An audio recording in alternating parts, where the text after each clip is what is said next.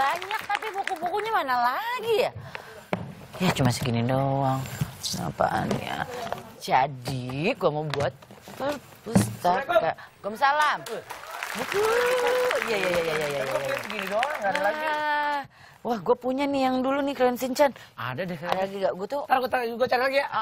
Tanyain berdua deh. Buku-buku yang dia punya. Dek, katain gue. Kayaknya di situ. Iya gue denger, tadi lu panggil aja kan bisa. Nih gue bawain buku buat lo. Ya. Tadi gue mau bawain buku yang tebel, tapi takut gue kepake. Kok nggak kepake? Buku tamu. Gue mau. Lu buat apa sih lo ngumpulin buku? Kan gue mau bikin perpustakaan. Wow, oh my Tapi God. baru cuma segini gue. Niat lu so inspiring. Iya. Niat lu sungguh menginspirasi. Semua menginspirasi, sok-sokan inspiring loh Iya, maksudnya. karena dengan buku itu adalah jendela dunia.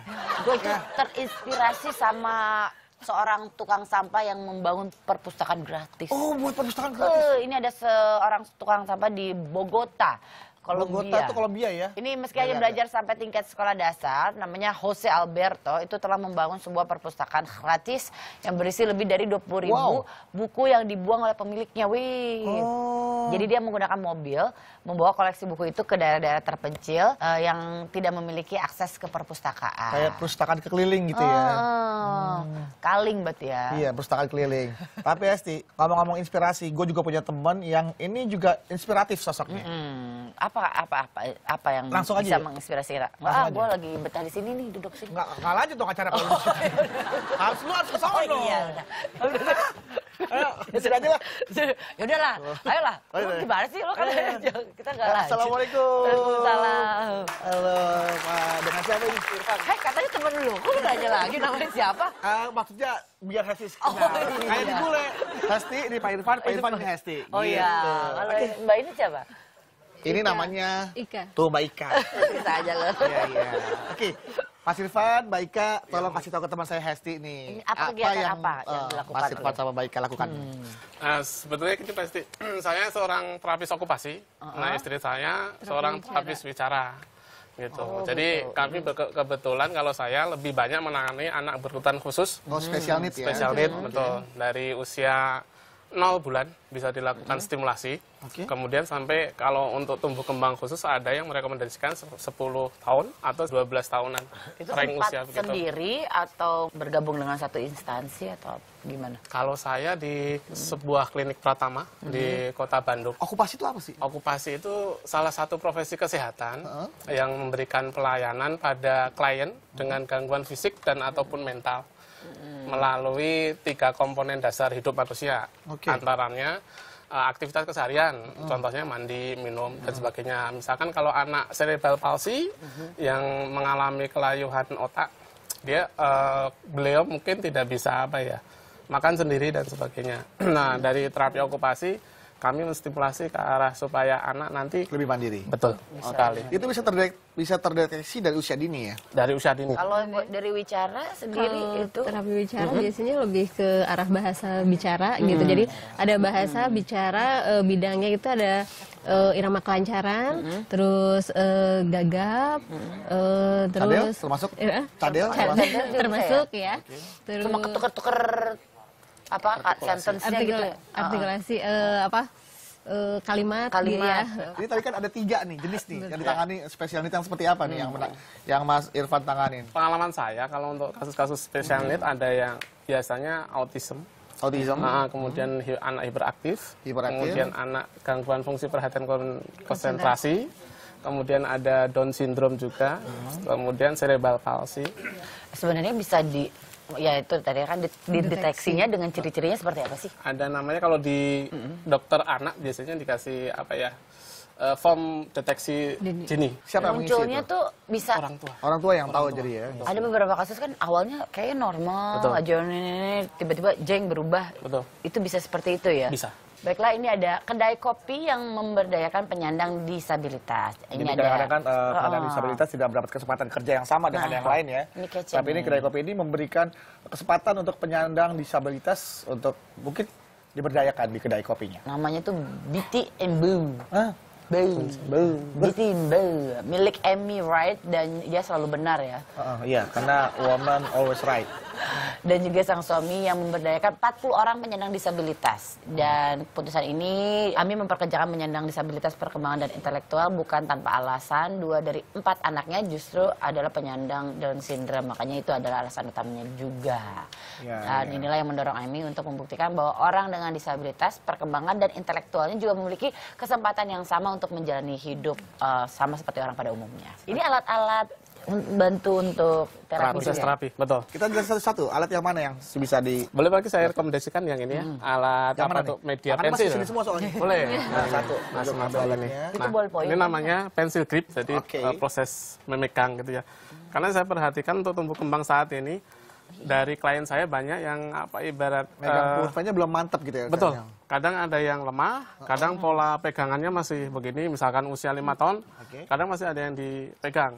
Nah, untuk pensil grip ini targetnya goalnya apa kalau pakai alat ini? Nanti Pegangnya lebih mudah ya? mempermudah anak ataupun hasil akhirnya anak lebih bagus kalau hand, ya betul. Nah, untuk memposisikan. Biasanya untuk awal-awal proses persiapan menulis ya. Kalau yang balok ini ya balok angka, susun ya, balok angka biasanya bisa untuk belajar angka, bisa untuk belajar proses persepsi. Tapi kalau misalkan ada proses tujuan terapi itu salah satunya misalkan mengajarkan anak untuk bisa belajar angka.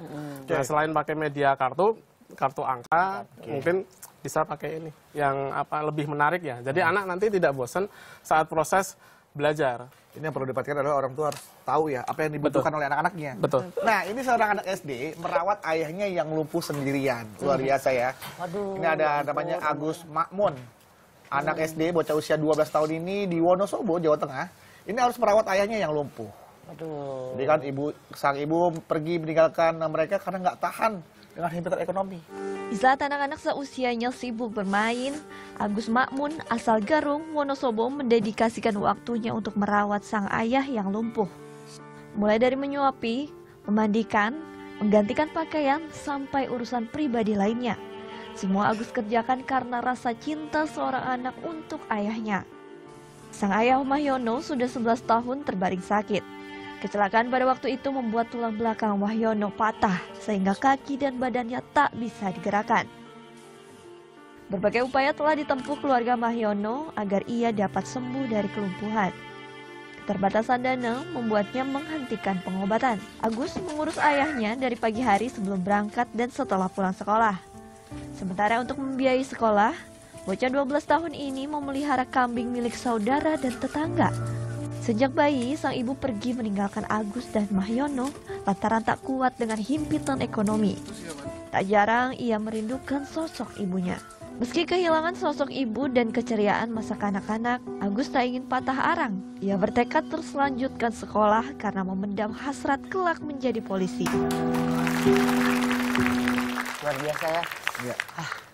Tapi yang lebih luar biasa lagi ada lagi nih. Apa? Yang ingin kamu sampaikan. Iya, ini ada pria tunawisma yang menyumbang 132 juta rupiah untuk lembaga sosial. Ini tunawisma loh. Ini ironi loh, ironi. Sementara kita yang dimiliki kemampuan, diberikan tempat tinggal yang nyaman, tapi jarang beramal. Ini, tapi di Kanada ya, dia mengumpulkan dana sebesar 132 juta yang ia kumpulkan selama 10 tahun untuk membantu temannya sesama tunawisma juga. Jadi aksi tersebut ia lakukan untuk memastikan bahwa teman-temannya tetap aman di bawah lembaga yang menyediakan rumah singgah bagi para tunawisma. Jadi pria tersebut datang dengan membawa cek sebesar 10.000 US dollar dan meminta agar lembaga tersebut merahasiakan identitasnya. Ya ampun, karena kalau di Kanada nih kalau lu jadi tunawisma, lu bisa mati di jalan. Iya. Karena cuacanya dingin banget. Tapi kalau misalnya dibuat orang tua yang mungkin masih kaget dengan anak yang memiliki special needs, ada tipsnya nggak sih? Konsultasikan dengan bisa ke dokter anak atau ke terapis atau mungkin banyak googling ya, ibaratnya cari informasi sebanyak mungkin tentang stimulasi tumbuh kembang sama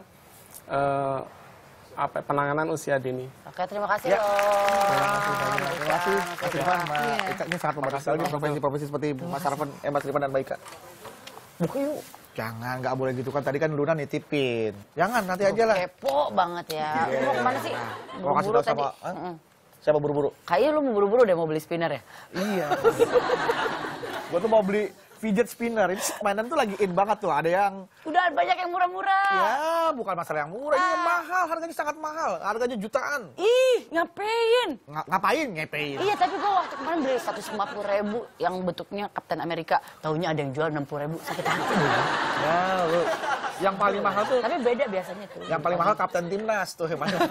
Belum ada. Kapten Amerika ya. Setelah yang satu ini, tetap di pagi-pagi. Semangat!